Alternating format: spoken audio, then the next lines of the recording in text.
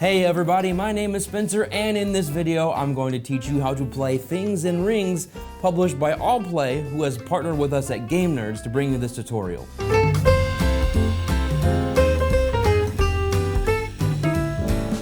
In Things in Rings, one person becomes the knower. They know the secret rules for 3 different rings. 1 to 5 other players, the finders, will try to guess what those rules are and attempt to place random things in the correct rings. The first player to correctly place 5 things wins the game. I'll get into the specifics of playing in just a bit, but first, let's take a look at the setup. Now, I'm going to set up and explain the rules for a traditional game, but I'll briefly touch on the cooperative and 2-player rules variants at the end of the video. You can play Things in Rings at 3 challenge levels: casual/family, standard, and advanced. Though the rulebook recommends the casual or standard level for your first game, I'm actually going to set up for the advanced level and then tell you how to adjust the difficulty a little bit later on in the video. Begin by taking the 3 rings and arranging them like this, so that there are 4 areas of overlap: yellow and blue, yellow and red, red and blue, and all 3 colors in the middle. Place a label of the corresponding color on the edge of each ring. These labels are double-sided, with one side giving helpful information about the rules for the ring. Use whichever side you prefer. Place the none token somewhere nearby. Choose one player to be the knower, and everyone else will be the finders. Now choose how difficult the ring rules will be,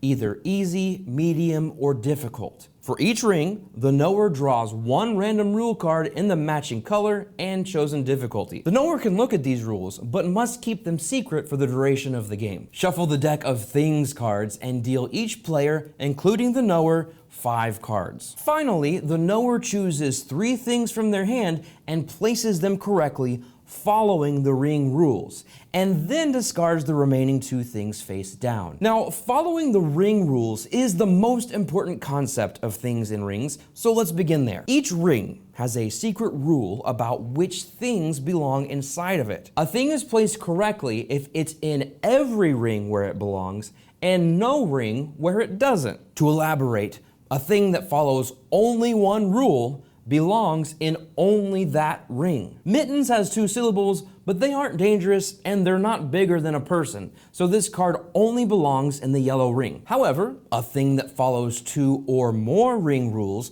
belongs wherever those rings overlap. A bulldozer is bigger than a person and can be dangerous, but it has more than 2 syllables, so it belongs in the overlap between the red and blue. Giraffe follows all 3 rules, so it belongs in the middle. Finally, if you have a thing that follows none of the rules, it belongs outside of the rings next to the none token. A hat is not dangerous, is not bigger than a person, and only has 1 syllable, so it belongs over here. Now, I've shown you some examples of ring rules, but it will be helpful for you to fully understand the types of rules you'll see. The blue attribute ring has a rule about the physical properties things have, like size, weight, shape, etc. So in addition to the bigger than a person example from before, some other rules are flammable and often has spots or stripes. The yellow word ring has a rule about how we spell, write, or pronounce the names of things, like the 2-syllable rule in my example, or this one has an O. Finally, the red context ring has a rule about where we might find things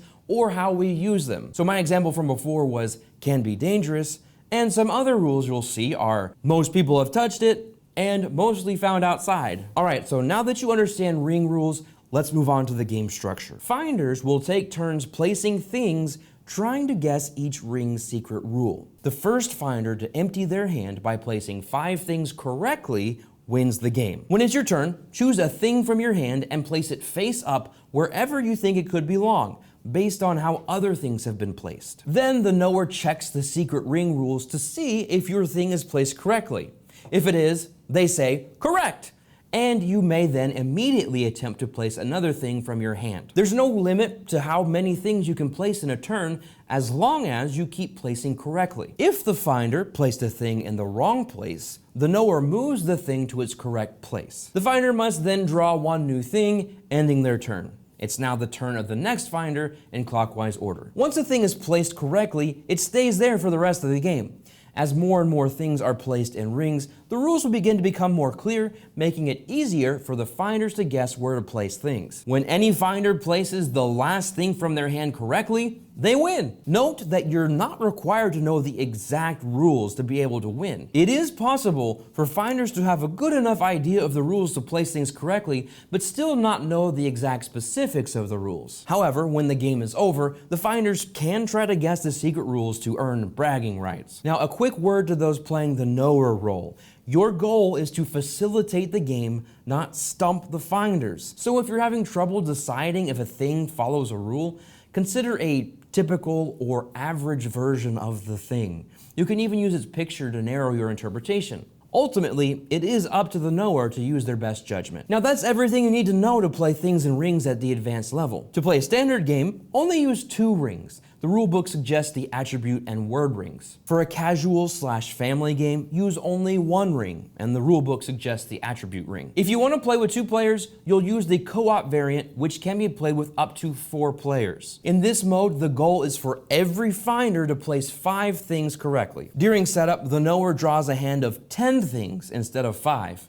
They'll then place 1 thing per player, including themselves, and keep the rest. Begin the game as usual, but after each round of finder turns, the knower must place 1 new thing from their hand. If the knower ever needs to place a thing but has none left in their hand, everyone loses. However, if every finder is able to place all of their things before then, everyone wins. Now, all finders must keep their things hidden, but may discuss theories about the rules and come up with strategies. Finders with no things left are skipped on future turns, but they may still participate in discussions. And now you're ready to play Things and Rings. If you have any questions about anything I covered here, please leave me a comment and I'll get back to you as soon as I can. If you found this video helpful, consider giving it a like, and if you want to see more content like this, make sure you subscribe to the Game Nerdz YouTube channel. Once again, my name is Spencer, and I want to thank you so much for watching.